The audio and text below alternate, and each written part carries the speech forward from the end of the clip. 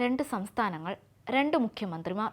ഒരാൾ ജാർഖണ്ഡ് മുഖ്യമന്ത്രി ഹേമന്ത് സോറൻ, മറ്റൊരാൾ ദില്ലി മുഖ്യമന്ത്രി അരവിന്ദ് കെജ്രിവാൾ. സോറൻ കള്ളപ്പണം വെളുപ്പിക്കൽ കേസിൽ ഹോഡ്വാർഡ് സെൻട്രൽ ജയിലിലും കെജ്രിവാൾ മദ്യനയ കേസിൽ തീഹാർ ജയിലിലും.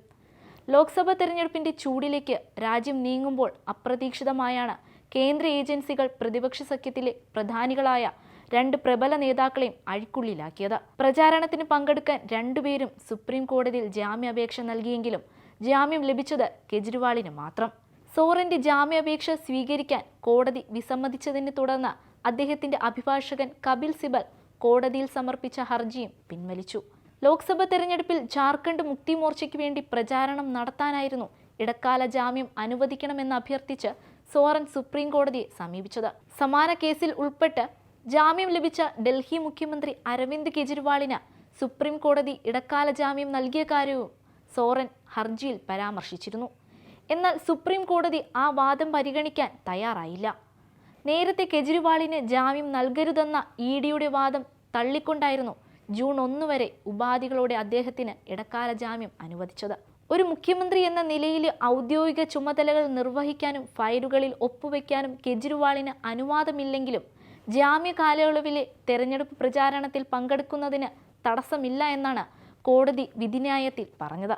സ്ഥിരം കുറ്റവാളി എന്ന നിലയിൽ കെജ്രിവാളിനെ പരിഗണിക്കാനാവില്ലെന്നും തെരഞ്ഞെടുപ്പ് കാലമായതിനാൽ തന്നെ ഇടക്കാല ജാമ്യം നൽകുന്നത് പരിഗണിക്കാനാവുന്ന കാര്യമാണെന്നും നിരീക്ഷിച്ചുകൊണ്ടായിരുന്നു കോടതിയുടെ ഈ നടപടി. ഇവിടെ പ്രസക്തമായ ചോദ്യം, എന്തുകൊണ്ടാണ് തെരഞ്ഞെടുപ്പ് സമയത്ത് കെജ്രിവാളിന് ലഭിച്ച ആനുകൂല്യം ഹേമന്ത് സോറന് നൽകാൻ സുപ്രീം കോടതി തയ്യാറാകാതിരുന്നത് എന്നതാണ്.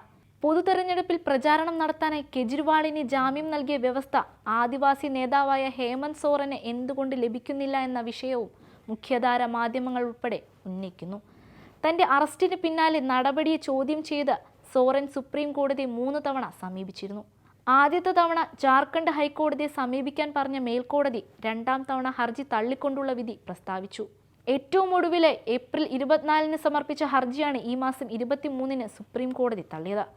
എന്നാൽ ഡൽഹി ഹൈക്കോടതി ജാമ്യം നിഷേധിച്ചതിനെ തുടർന്ന് മാർച്ച് 28-ന് സുപ്രീം കോടതി സമർപ്പിച്ച കെജ്രിവാളിന്റെ ഹർജിയിൽ മെയ് 10-ന് ജസ്റ്റിസ് ഖന്നയും ജസ്റ്റിസ് ദീപങ്കർ ദത്തയും അടങ്ങുന്ന സുപ്രീം കോടതി ബെഞ്ച് ജൂൺ 1 വരെ അദ്ദേഹത്തിന് ഇടക്കാല ജാമ്യം അനുവദിച്ചു. തെരഞ്ഞെടുപ്പ് പ്രചാരണത്തിന് വേണ്ടി ഇത്തരത്തിൽ ഇടക്കാല ജാമ്യം അനുവദിക്കുന്നത് സുപ്രീം കോടതിയുടെ ചരിത്രത്തിൽ തന്നെ അത്യപൂർവമായ സംഭവമാണ്. കെജ്രിവാളിന് ഹർജി പരിഗണിച്ച ഇതേ ബെഞ്ചിന് മുന്നിലാണ് സോറന്റെ കേസ് മെയ് 13-ന് സുപ്രീം കോടതിയിലെത്തുന്നത്. തെരഞ്ഞെടുപ്പ് പ്രചാരണത്തിനായി കെജ്രിവാളിന് ജാമ്യം അനുവദിച്ച കാര്യം സോറന്റെ അഭിഭാഷകൻ കപിൽ സിബൽ എടുത്തു പറയുകയും ചെയ്തിരുന്നു. പക്ഷേ നടന്നത്, സോറന്റെ ഹർജിയിൽ പ്രതികരിക്കാൻ ഇഡിക്ക് അവസരം നൽകിക്കൊണ്ട് കേസ് മെയ് 17-ലേക്ക് മാറ്റുകയായിരുന്നു.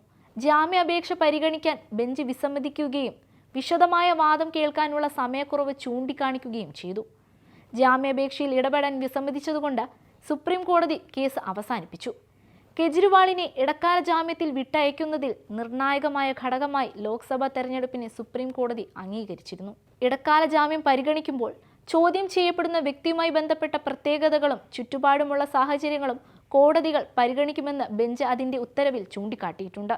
കെജ്രിവാളിന് ഇടക്കാല ജാമ്യം അനുവദിച്ചാൽ രാജ്യത്തെ സാധാരണ പൗരരെക്കാൾ ഉയർന്ന സ്ഥാനത്ത് രാഷ്ട്രീയക്കാരെ പ്രതിഷ്ഠിക്കുന്നത് പോലെ ആകുമെന്ന ഇഡിയുടെ വാദം ബെഞ്ച് തള്ളി.